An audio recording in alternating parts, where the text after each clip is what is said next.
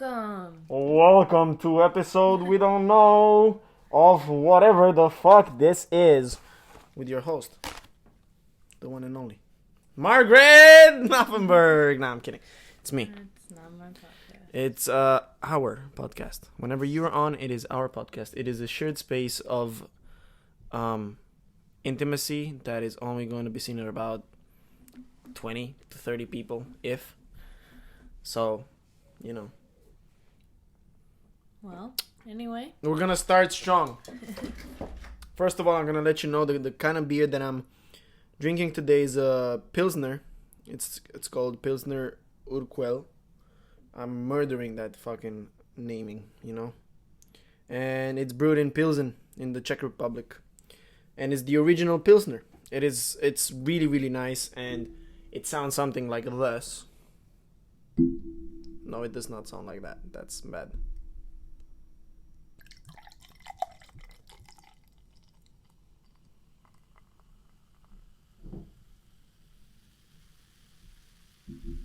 I really hope the mic cut that because I just put on some foam for you guys. Anyways, well, we're here on a Saturday afternoon, and it is Halloween today. It is Halloween. It is the 30th of October today, so happy Halloween. Happy Halloween. It's definitely not going to be Halloween when we're posting this, but it's around the time. Look, Vlad over here in the background, for those you cannot see him. A little, what are we naming him? Our little mini vampire toy is like a pillow. He's in the background along with an expired pumpkin over here, gourd. Yeah, what's up, Marg? How's the week been? I know that since the last time that we talked, you're having a lot of difficulties finding a job, and I feel like a lot of people can relate to that. So can you update us on how has your current artistic and creative career, how has it developed? Have you had any other jobs? Are you doing something on the side? How are your stickers going? Like how's your life as a designer? Because I feel like a lot of people are still struggling to find places. And what are you doing during these times? Yeah, of course. Well, I've been continuing my stickers. I've been trying to upload at least one design a day. What are you doing with the stickers for the people that never listened? I feel like I want to get more into it. Like, so basically just anything that I feel that I am passionate or feel that I resonate with. Yeah. I'll just kind of make something out of it. If I think of something that sparks an idea, then I'll just kind of toy with it till I come up with a good little design, and it turns into a sticker. So what inspired you with it initially started when we finished Umbrella Academy. Okay, and you're like, I gotta design a sticker for this show. It just felt like it was necessary. Like, it just felt like there wasn't, there's always a big fan base for most shows, and there's always fan art and merchandise and stuff like that. But when we finished that show, though it just came out recently, it just felt like there wasn't enough artist work out there for this show. Well, it felt this season came out recently. Well, yeah, exactly. But it just felt like there wasn't enough artist work out there to appreciate the show. So I was like, you know what? Let me see if I can come up with something. And I came up with 3 designs, and I was like, you know what? Well, I did 3 of them. I might as well do one for each of the characters, because I was doing one to represent each of the characters in Umbrella Academy, and I just kept going, and it just turned into that. And then I was like, you know what? I like that. So I uploaded the 7 Umbrella Academy ones, one for each of the main characters. And then I was like, you know what? I like that. I don't know. I felt invigorated by just designing something for something that I felt passionate about and putting it up, trying to make money for it. So I just kept doing it for things that I felt were relevant and things that I felt were going to be trending topics. Yeah. And so I did it with Charlie Brown scenes and just like And where were you uploading these stickers? Like where do you upload them for the people that don't know? Like I'm gonna drop a link below, but you have your own shop on Redbubble, right? So everything's up on Redbubble. How many designs? How many stickers do you have right now? Like how many different designs? Not even stickers. I know you're like selling your stuff on other merchandise too. But... so everything's gonna be everything is available like outside of just stickers. Like it's available on T-shirts and mugs and posters and tapestries and how many T-shirts different and designs? all the random things. But I think I have 48 designs posted up on my page right now. Okay. And that's just been either one a day, maybe like 5 one day, and like none the rest of the week. I don't know. It just really depends on whatever I want to do. Yeah. Whatever I feel inspired by. And so I just recently have been trying to do like more Halloween stuff, obviously. So there's a bunch of Halloween stuff that I just put into a little category so that it'll hopefully get some more traction. Yeah. But for the most part, I've been doing the stickers just because those kind of make me happy and they kind of give me a little quick... They give me more of an instant satisfaction with also a long-term goal of trying to get like more people to the site and getting more sales. Yeah. So like I get the instant gratification of like finishing a sticker and putting it up on the site. Yeah. But then I also get a long-term satisfaction of like, oh, that sticker that I made a couple months ago made some money. Like somebody bought that. So like I kind of like how this is where I can just kind of put up my designs and be like happy with them, and then they'll gain traction in a couple weeks. That's cool. You know? So that's been one of my things. Yeah, what other stuff have you been working on? My other side gig, my what was it? My freelance like social media graphic designer that we were doing for our friend Isabel's mom. Yeah, for Gwen. That finally ended because she actually sold the company. We did it from March. From March until October, mid-October. It's crazy. You were a big like most of the job. We mostly have been running her whole social media. Yeah. That finally ended this week, so that got a good kind of ending payout, as I'll say. And then I've obviously been applying everywhere. I just got word back from another position that due to Chicago's like reclosing of all the indoor seatings of restaurants, so basically we're back to like I think it's phase 2 or phase 1. Basically, like there's no indoor seating anywhere. That's fucking in Chicago, and now it's too cold for everybody to sit outside. And like, yeah, they're trying to do their best, but like, it still sucks. So like, the recruiter that I talked to, she basically said that they had to put a hold on their hiring because all of their clients, because it was a marketing agency, all of their clients were heavily impacted by the closure. Yeah. That they can't afford to hire anybody anymore. And then I got like 3 more rejection emails just based on like people wanting other clients. It just sucks the one with the COVID. I know you showed it to me today. It just sucks that it's a second job, right? That you lost. That was not really because of it's the second you. It was job just that they had to take it down because of COVID. Yeah, it's the second job that I've missed out on. Actually, no, third if we talk about the one that we were supposed to get together. Yeah. This is where I'm kind of reluctant with like COVID stuff in Chicago. But this is the third job that I have been, I don't want to say rejected from, but just told no, not only because of a different client or not because of my capabilities or whatever, but because of outside sources that I nor do my, like the hiring people have any control over. Yeah, nobody has control over them. It's all because of COVID, or like one of the positions just... They no longer needed the position anymore, and they found that they needed a different type of position, and I didn't qualify for that. And then another one, we just never heard back, and it was because of COVID. And like now, I just don't have any hope for anything, honestly. No, I understand you. I don't know what really is like the point. Everybody's looking for high level positions because of Everybody's looking for high-level positions just because of COVID, because they need one person to do a lot of stuff. And so because of that, nobody's going to hire somebody with such little experience as me. Yeah. Like, the guy that I talked to, he would have put full trust in me as a social media director, but, like, he was talking about finances and invoices and like things that I've never even thought about trying to handle.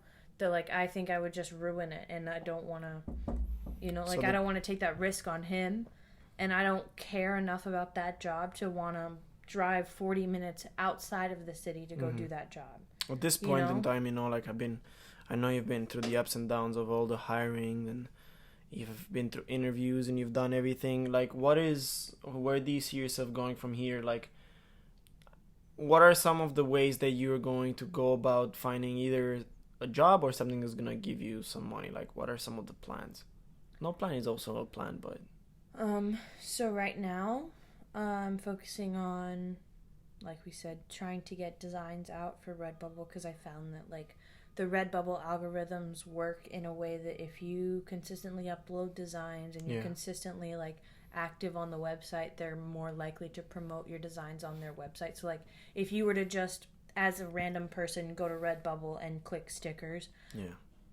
by me posting more often and posting new designs and like being more active, there's a higher chance that like I could pop up on that first homepage when you press stickers. Yeah, that's crazy. Yeah, it was so nice seeing it, you know. So it's just like hard work trying to get your stuff in the right place and keeping it there. Keeping it there, because like right now, if you go to Redbubble, I got super excited because I had one interaction with a customer on Redbubble. Yeah. Redbubble. Well. Yeah, it's hard to say Redbubble. I had one interaction where this guy was super in love with the design. He said it reminded him of his mother, and he decided to message me about it, and he wanted to like ask me questions about like what would be the best type of sticker to buy for what he wanted and whatever. Yeah. And so I helped him the best I could, and I guess based on that, he must have like given me a really high rating, because after that sticker just... it got so many random buys everywhere. And so it's just like little things like that where I need to be super interactive on a Redbubble, even though you wouldn't think that it's a very interactive site. Right, but you still got to take care of your customers and like, I think it's very important. And so now, because of that nice gentleman in, I think it was Fresno, California, you could search Charlie Brown on Redbubble stickers, and my design's going to be on the first page. Yeah, your name is Margaret Laufenberg, right? Yeah, I mean... search for Margaret Laufenberg, search for Charlie Brown stickers. I'll be on the first page, and like, for me, that's super exciting, because I've only been doing this like a month and a half.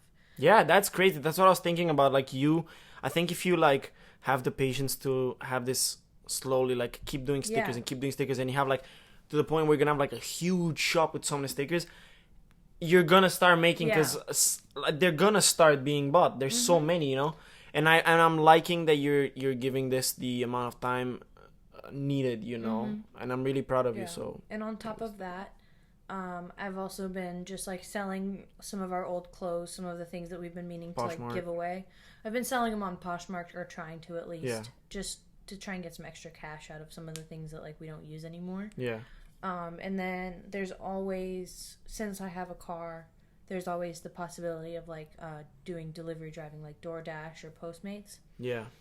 I don't mind doing it, but at this point I just like being in the house and doing work from home stuff so much that I just don't want to venture out. Like it's not something that makes me happy. That I would like. I'm happier being in the house. So like right now I'm just...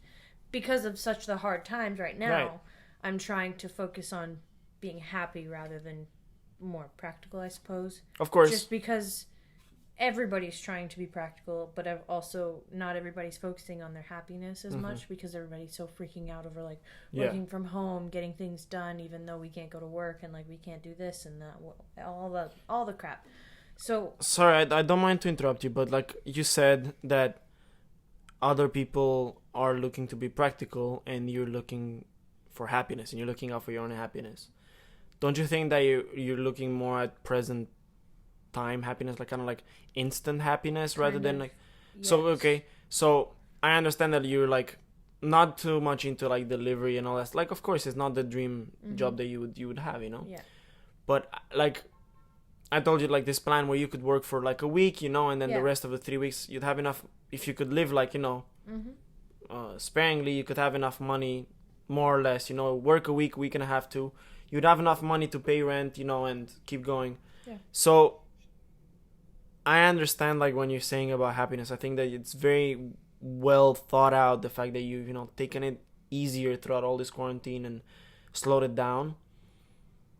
But are you looking for happiness right now, or are you looking for happiness in the future? Because I feel like you might be looking for happiness right now as opposed to the future, but I might be wrong. What do you think?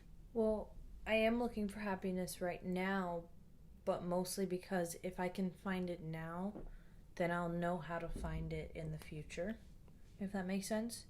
Because most of the generation was never really taught to learn happiness. They were always taught to, make money, get a house, have kids, make a family, make money. Yeah. Thank you, upstairs neighbors. Wow. We've called them the bowlers. Probably somebody fucking died, bro. But anyway, Strike. That was always like the mindset of the generations before us, was just like make the money, have the family, get the house, have the kids, whatever. And our generation has been more focused on finding personal happiness first. And we've been more focused on, you can't love anybody else until you love yourself. Yeah. And so my mindset is that if I can find happiness day by day, then eventually I'm going to find happiness month by month. And then eventually it'll be year by year. And then I'll find the way that I want to be happy. And I can do that. Do you know what would make you happy? Like, do you have a definition of, if I were to do this and have this, that would make me happy? At this point, I would love to have enough traction on my Redbubble in general, just to be able to make some money from it, that I don't have to do much. Yeah. And to where I can just design what I want to design, upload it when I want to upload it. But regardless, my shop's always going to keep moving. Okay. If that makes sense. Okay, but what is your wider vision of happiness? Because just Redbubble selling stickers is probably not your happiness. That's not the happiness. Okay, what kind of lifestyle would be the one where you would being able to make my own be completely agenda, happy? Being able to do whatever I want. You already do that. Exactly. But what's missing? Money. Exactly. But that, I'm not saying I'm unhappy because of lack of money. It does stress me out. Yeah, well, that's when I'm not you unhappy. can have the funds to continue. It doesn't stress you because you had money saved and stuff. So.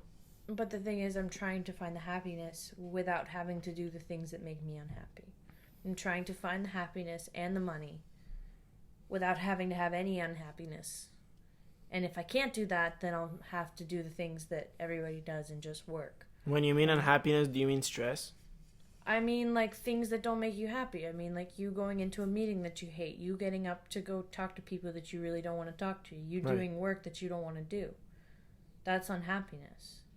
Okay. I definitely agree. I mean, I could... I'm being extremist, obviously. No, I get it. I feel like...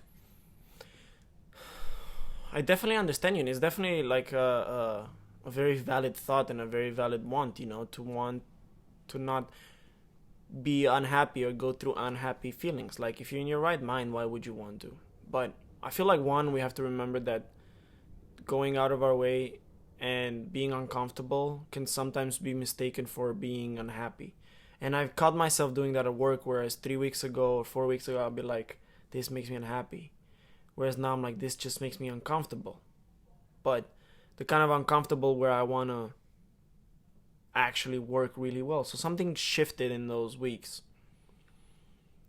And I completely understand you. I'm still not defending it. I'd rather still not go through the meetings and all that. But I believe that they come as a part of everything.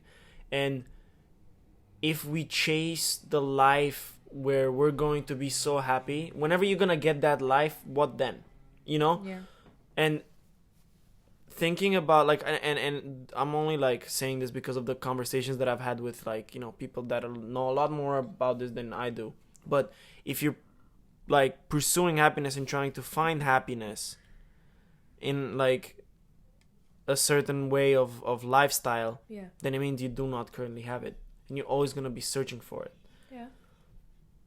But I feel like the path to happiness is not through unhappiness, but it's definitely through some stress, you know? Yeah. And it's not a result-based thing. Like, happiness shouldn't be a result-based. Like, oh, I'm going to do all this. Yeah. Be miserable through it just so then I can be happy. No, I believe that making it part of the process to, like, being happy with the process, you know? I started getting happy every day with, like, oh my God, yes, I gotta work for an agency, but I'm getting to create stuff, first of all. Yeah. Put myself out into the world, like, put my energy out into the world. And I get to, you know, wake up early and do all this. And instead of seeing like, oh, I'm stuck in this, I'm like, oh, I get to create all this stuff. So I guess putting yourself in the right state of mind definitely helps. That's why I'm kind of thinking, like, are you really like just chasing happiness, or do you just not want to feel uncomfortable sometimes? Because I've done that too. Sometimes I don't want to feel uncomfortable. Honestly. You know? I don't know. I feel like if you were to work for an agency, you'd have a hard time adapting to it just because of the way you are. Yeah. And the way you've been for the past few months, where you could wake up at whatever time, do whatever you wanted, work whenever you wanted. I mean, I said it in the Chad and Claire podcast, is like, I don't want to have to work for somebody. Yeah. Like, I don't want to have to follow somebody else's rules or follow somebody else's schedule. I want to do things my way. So what is the one most important thing in your life that you couldn't live without doing? Like, what's the one thing that... Sleeping in. Okay, but like, I'm not talking about sleeping. I'm talking about what motivates you for like the part when you're awake. If it's sleeping, then... No. Well, actually, you know what? Sorry for jumping over that. If you mean that sleeping in, it's like, the one thing that you're looking forward to, then... In every job, everybody's got to get up early to do the job. Everybody's got to get up. Oh, I'm not talking about job. I'm talking in general. I know. In your life. In general, everybody's got to get up. I'm not talking about jobs. I'm talking about in life. Like, you couldn't live without waking up late in the morning. That's it. That's fine. You know, like, no. that's. I'm not judging. I'm sorry. I don't want to sound off a judge. Like, I didn't know you were asking it that way. If, like, I'm just no. You don't have to change your answer for me. Your question was unclear. If there was one thing that you couldn't live without in your life without doing, like, what would it be? And sleeping in can be it, and that could be, you know, dissected. But I'm talking during your waking life. Because if you're living to sleep, then that needs to be handled by somebody more intelligent, more appropriate than me. But what do you do throughout the day? Like, what is the one thing that... I don't want to say the one thing that wakes you up in the morning, but one thing that if they're going to take away from you, you're going to be like, no, I can't. Don't take this away from me. It doesn't have to be doing something. It could be anything. No, like my ability to design, or like my capability, I suppose. Or like, I guess if somebody... I don't want to say my iPad because that sounds superficial, but I mean, like, if somebody were to take all my supplies and, like, take away the capability of me to design and be creative, then I wouldn't be okay with that. Okay. And what would you be doing? Like, what would you be doing the most if you were like just creating stuff, right? Probably Drawing. Well, you're already doing it, right? Yeah. And that's good. And that's the point. I'm happy that you're already doing it. Keep doing it, then you shouldn't feel bad. That's the point. The money will come. There's no problem. And the actual making of it does not bring you any problems, right? You'll never work a day in your life if you love what you do. Yeah. So that's what I'm trying to do. I feel like that too, you know. I feel like that. I've said it to my parents, and I've said it before in general, is like, sometimes, I mean, first off, sometimes if I were to, sometimes I think that if an agency were to just offer me a job right now, I don't even know if I'd want it. Because I'm like, I don't know if I want to follow all the agency rules. But second off, completely forgot my point. No, that's okay. You were talking about how when I forgot, I can't remember either, but I think what we were just talking about was how you couldn't adapt to like an agency life. Maybe you could. Maybe we're just talking about it now. But I feel like I wouldn't be happy with it. Yeah, you might not be happy. Are you? Please tell me you're not. I'm not touching anything. The microphone thing. Yeah, sorry. You just ruined it. I wasn't touching it. I'm making sure. I'm not doing anything. Don't worry. Okay. Well, that kind of like I wanted to like segue off of that in to my next topic, which is. Do you want to hear what I've been up to, or do you have like more to yours? By the way. There's not much left now. Well, my final thoughts on yours is the one thing that you wouldn't be able to live without is designing and creating. Then don't you define that as being happy if you can do the one thing that you wouldn't be able to live without? I never said I was unhappy. But you were saying that you were looking for happiness, trying to find happiness. Well, because there's always the stress of trying to be able to live in a city.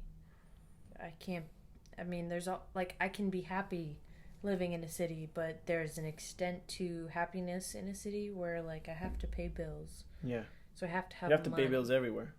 Exactly. So I have to have money.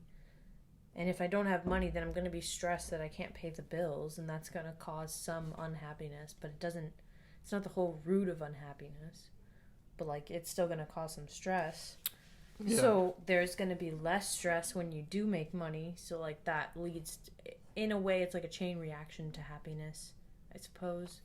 How long would you give it? Like, how patient would you be if somebody were to tell you, look, if you can continue doing the things that you're doing, and you're gonna have to do some stuff that doesn't make you happy, like you're gonna have to do like, delivery for a bit, not all the time, but like I told you with the combination, do delivery, and then the rest of the time you could do whatever you want. At least half of the month you could probably do whatever the fuck you want. I feel like if you continued, like, I feel like you could potentially do something very big within the design world. But do you see yourself continuing to do that? And do you see yourself maybe sacrificing some of that time and doing, working on the side to make enough money?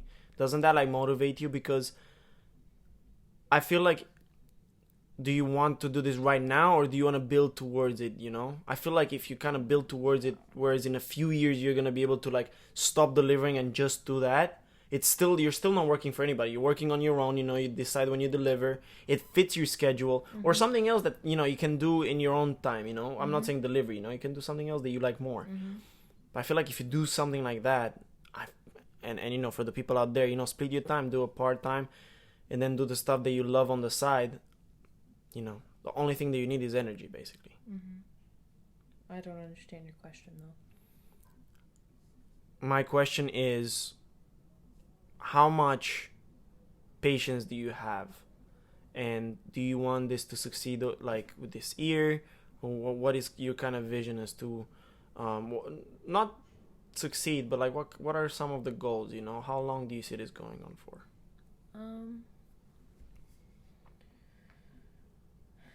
I mean, if I'm being super hopeful, I'd love to see results by fucking Thanksgiving, but I mean, realistically, if I could see significant, like, traction on the website by at least January, I'd be pretty happy. And after that, you quit? No, I wouldn't quit. I would just kind of lessen my focus, I suppose. I don't want to say lessen my focus, but I would just dedicate less time and dedicate a little more time to like actually trying to make some money, because there's only so much time that I can fuck off, basically. There's only so much time that I can just not do anything and ride the wave for a bit. But there's gonna be a point where I'm gonna have to buckle down and just make my own money. That's nice. I mean, it's gonna scum, but it's nice time, like, when you're gonna be able to take over and do your own thing. Yeah. Right. Well, I just wanted to, like, highlight over that. Thank you for sharing that with me.